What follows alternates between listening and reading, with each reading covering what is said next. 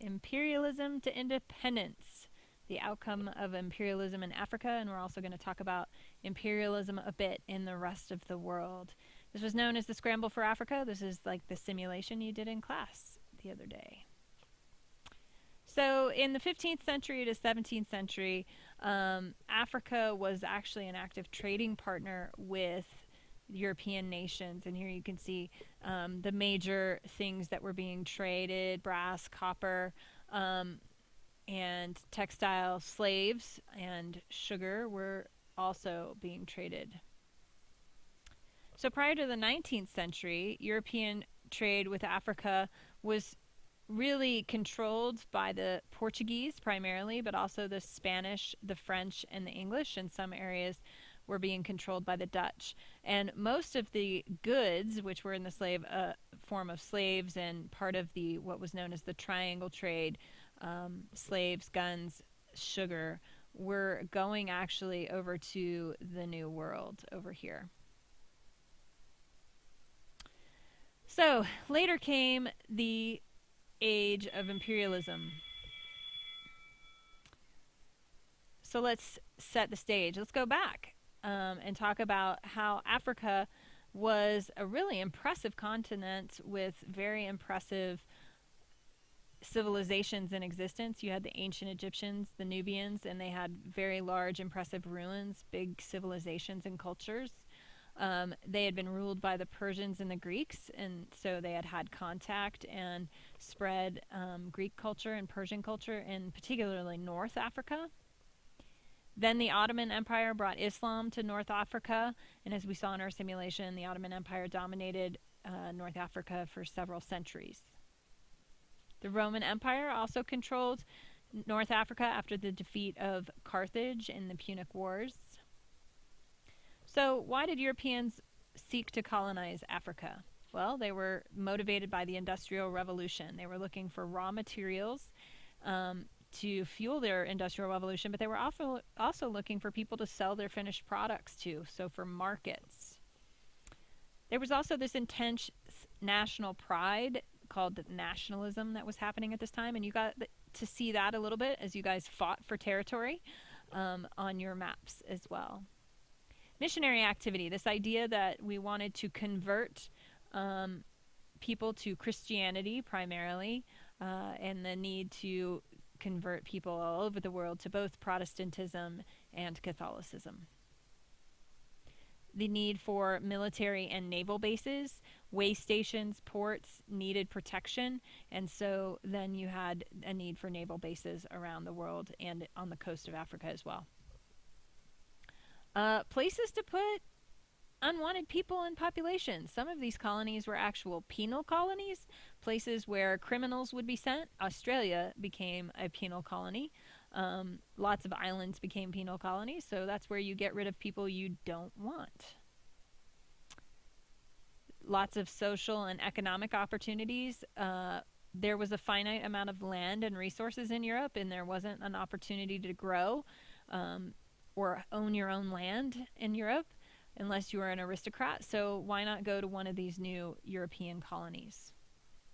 Humanitarian reason, this desire that we wanted to make the world a better place, to bring civilization to these peoples all over the world. And then just racism in general. There was a mood that included this idea of taking Darwin's theories of evolution and applying them to social status and societies. It was called social Darwinism. That was very European-centric, that basically said that we Europeans were better than everybody else and that it was our white man's burden to take care of the rest of the world. So in between 1352 and 1889, you saw lots and lots of exploration along the coast and then into the interior of Africa, also along the coast of Latin America and the interior of Latin America, Central America, and North America, and also into Asia. But we're, again, just focusing right now on Africa. So, imperialism in Africa, what is it? Prior to European domination, African people were divided into hundreds of different ethnic and language groups, and they continued to follow their traditional beliefs. Some had converted to Islam, some had converted to Christianity. And due to industrializations, Europeans were competing for new markets and resources to buy goods.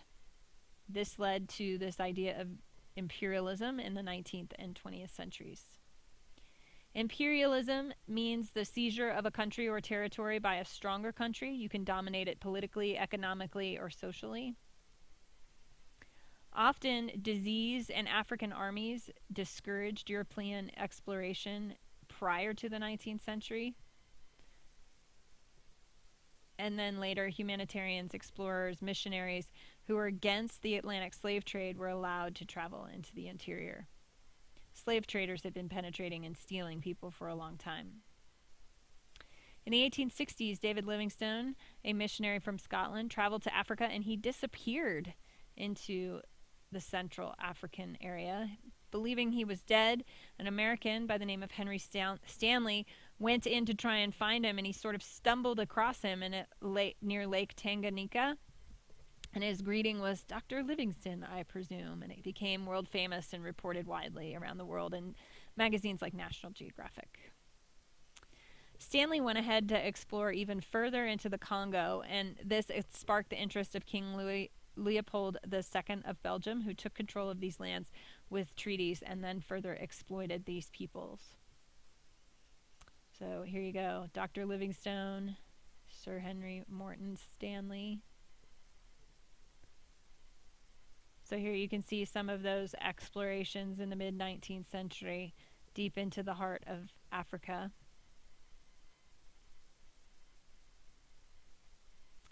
King Leopold on the Belgian currency. And the people were exploited, particularly in the Congo River Basin. They were harvesting rubber from rubber trees. They were basically economically enslaved. They were punished as being lazy workers. And they were victims of basically torture, imprisonment, etc. The soldiers would punish people by chopping off their hands. In the rubber districts, hundreds of thousands of people died, and it was a pretty awful period in history. The Congo is still one of the most dangerous places in Africa today. Lots of unrest, civil war, and it's been going on for a long time, and a lot of it was set up by how the Belgians dealt with the African people. So again, here you have victims of oppression during imperialism. So, social Darwinism. This is the idea that national pride led to a desire for more colonies. That's called nationalism. And Europeans viewed an empire as a measure of their greatness. Simply put, Europeans believed they were better than other people. Hence, racism. Based on Charles Darwin's survival of the fittest theories, European attitudes were a reflection of a social theory known as social Darwinism. They applied it and said, well, obviously we are better because we are in a better situation financially, economically, etc. And therefore, it was our duty to go and take care of these people. Essentially, they believed that people who were the fittest enjoyed wealth and success and were superior to others. So this led to gross violation of human rights as well. And it pushed the spread of colonization and the push for missionaries to convert people to Christianity. Railroads were forced into the center of Africa. Guns were used. Quinine was developed and actually helped Europeans deal with the disease malaria and actually be able to explore further into Africa. So here you can see Africa in 1890. So in 1894, the Berlin Conference happened, but 84. The Berlin Conference happened, and this is what it resulted from, was the discovery of diamonds in 1867 and gold in South Africa. So that just got everybody all excited, gold and diamond fever. So, to avoid war, which they were about to go to, and some of you guys were about to go to war over territories, they met in Berlin in 1884 to 1885 to lay down rules for the division of Africa. They agreed that any nation could claim territory by notifying other nations and showing that they could control the land. Very little thought was given to how African groups would react. No African ruler was invited, and by 1914 there was only two nations, Liberia and Ethiopia, that were not under European control. Again, evidence of oppression and violations of human rights. So, not a dark person at that table. Some people viewed them as witches, gobbling up lots of land. So by 1914, this is the new map of Africa, which looks pretty similar to some of what you folks drew in class the other day. Africa being totally dominated by European nations. The period of colonization starts to drop. You do have a little bit of a peak, but it then starts right here in the late 1800s. And then later you see decolonization happening in later years.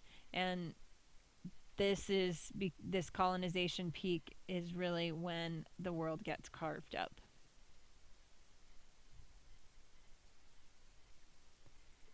So there is a clash over South Africa. The Zulus, which is an African tribe under the leader of Shaka, fought bravely against the British. Almost won, but the Zulu nation, which had become an independent state, actually fell to Britain in 1887. Dutch settlers known as the Boers settled in the Cape of Good Hope in 1652. They'd been there for a really long time, and they didn't want the British taking control, so they fought the British when the British took over the Zulu nation. This led to the Boer War, and it was a war between the British and the Dutch Boers.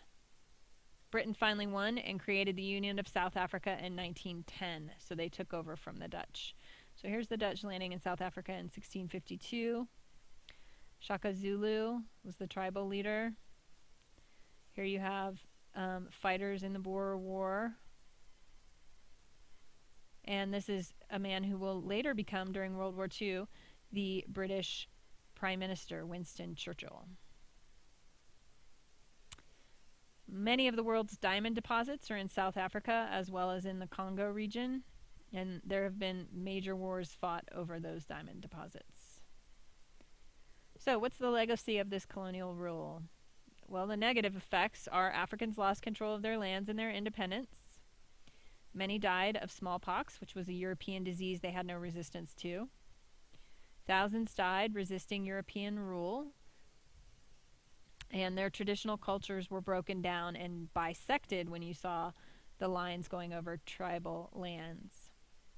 There was a division of Africa that unnaturally divided tribes and groups. Valuable goods such as gold, salt, and diamonds were taken off the continent and sold for a profit that was not for Africans but for Europeans. Positive effects: reduced local warfare between tribes, improved sanitation, hospitals, and schools. People's lifespans and literacy rates increased. You had modernization, things like railroads, dams, telephones, telegraph wires, but most of that stuff only benefited Europeans living in coastal cities. And that is that. This was just a case study of Africa, and this is how it also happened in places like Asia, China, India, as well as in Latin America.